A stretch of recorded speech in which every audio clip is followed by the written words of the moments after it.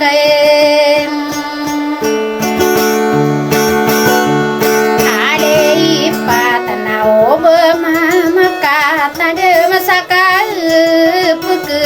biye bien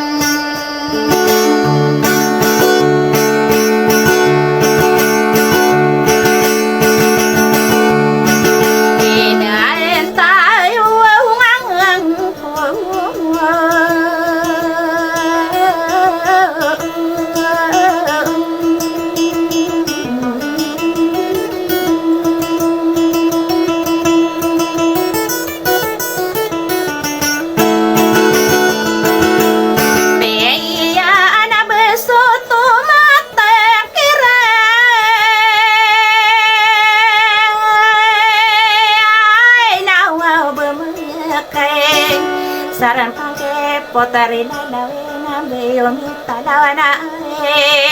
na pe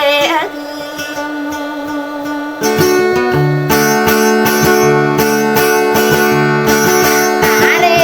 ko abui de pagi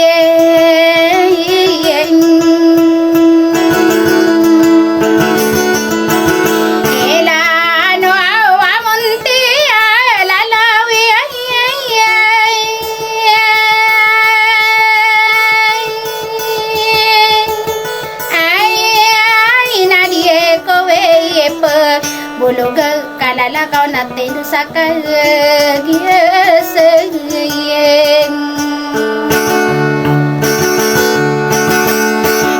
nantoy nakagira pageri ko kaya sa kain ani buaw sakya pamane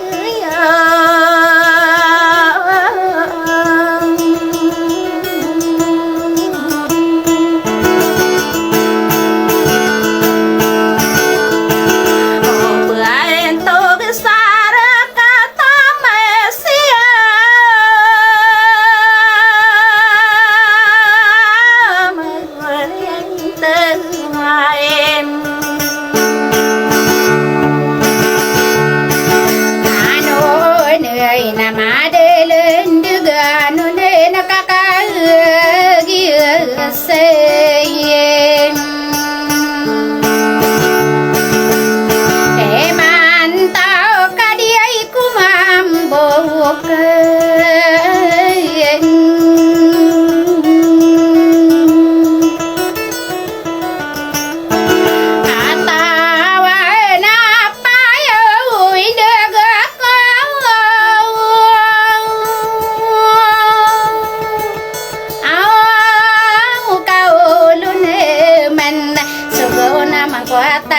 panare nung kau kiemeng epi kerai dumai ngatong ana ada udanian dinamaem ape kir sodiai kangi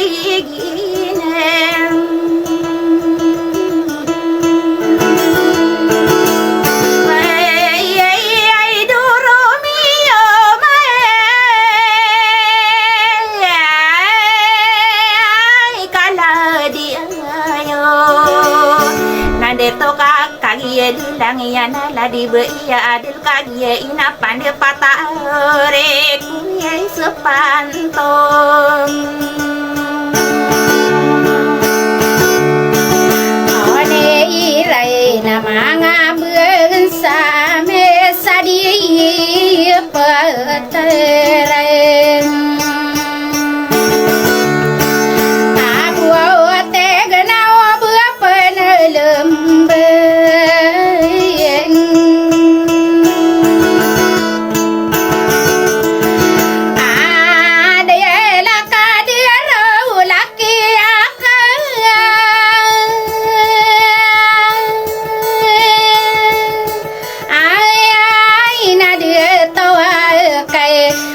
tanah katana nagena ayah de tawa sedia pa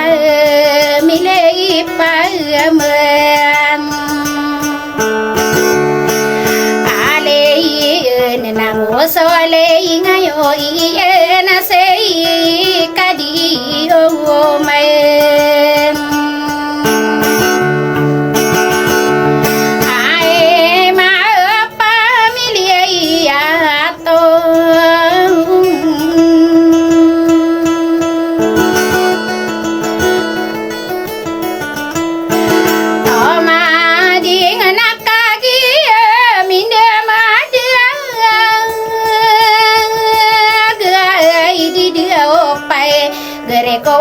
de pagi la no amonte ala la we na biye ula wengkon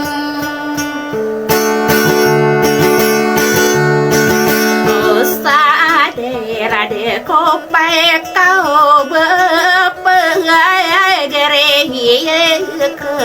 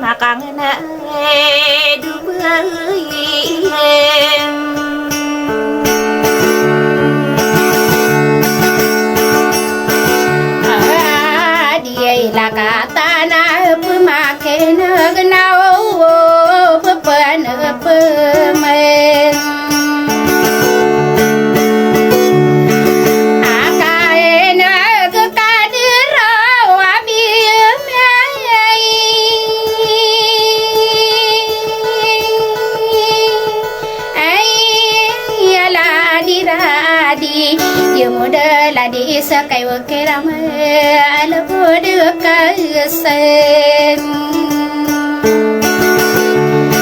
age adai norarama gekang gereng kama lebu ade makan ase aero aga sama karempan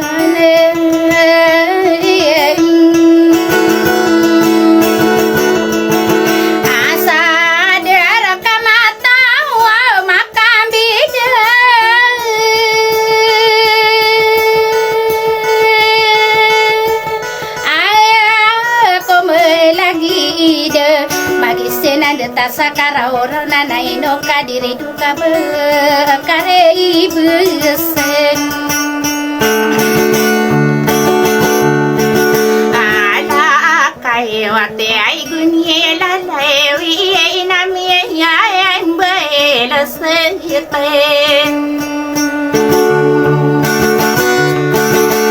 de ai mane na gwa sen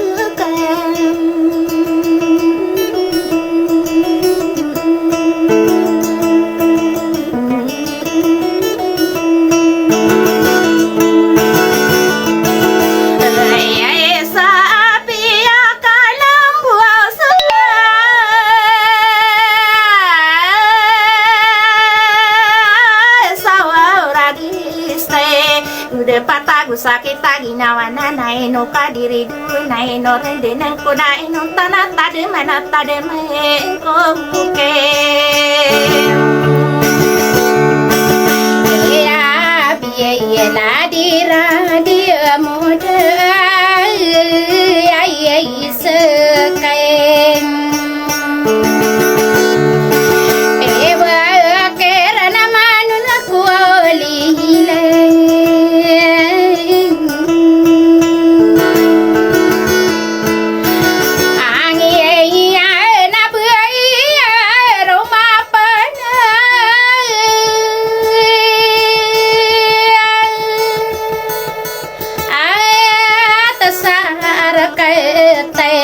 Deyawana katana pemakai nega awe idira lo meng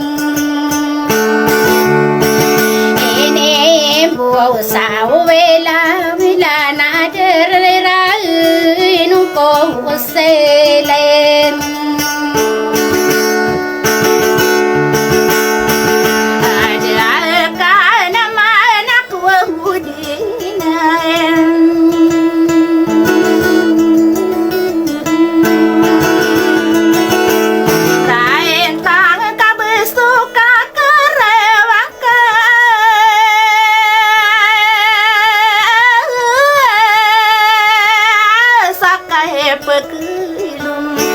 Piku kaya matang bubang kita bekan sekakere beka pepe kasan ko sae widia pe ini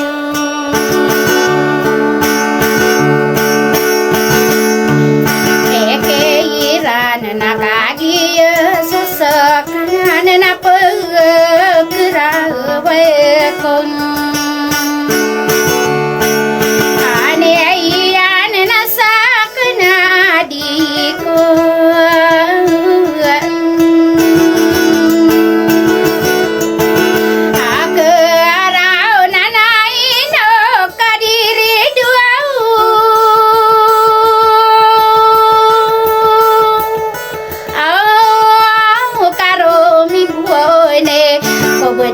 bodong panalani sama watain sen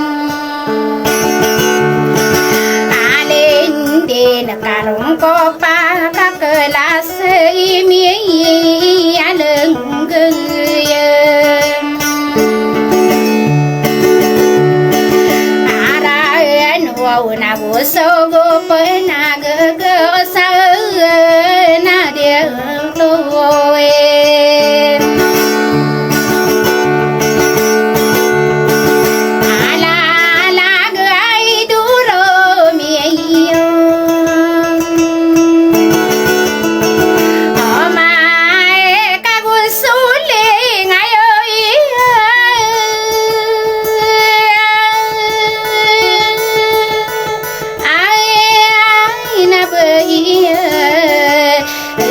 dia petara sawera ayala laga kenunate ye gekempemen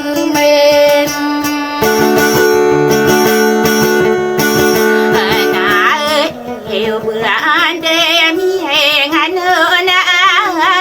de awayunan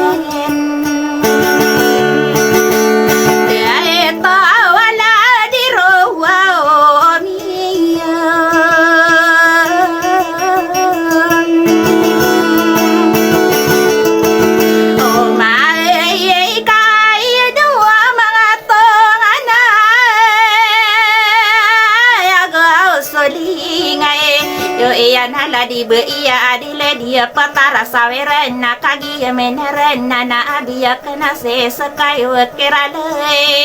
dire diem ama ode na mie apa mina ke sopa terile hilang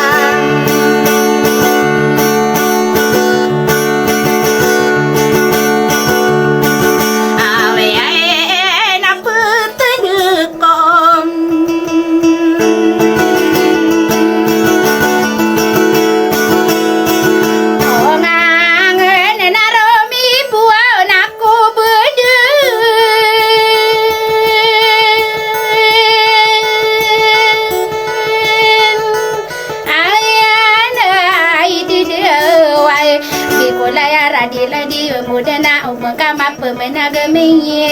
yare ibu neseng ela dena ko serong di diengane kami ye sinau siirong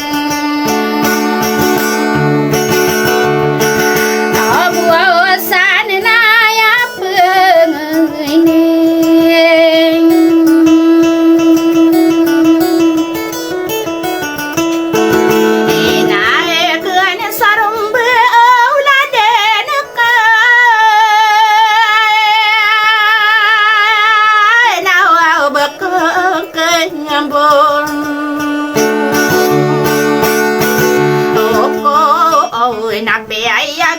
sore na kay kanay nuao na hidi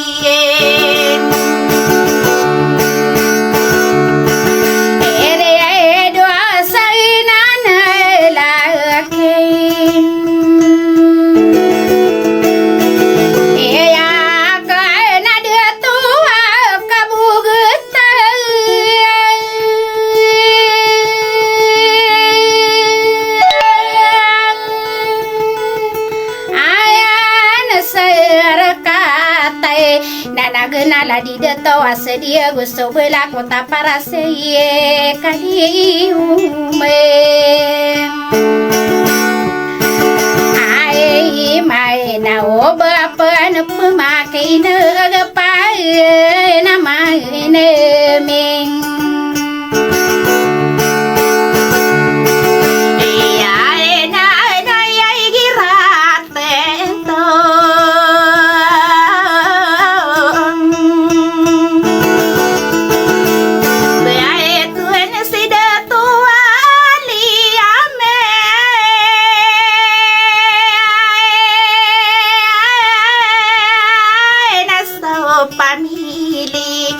Guru pamilya lang dia di kuning diri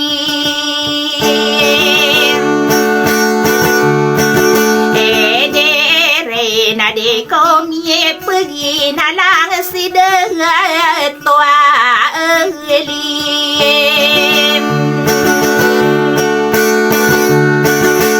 ya me ai na isa membuahkan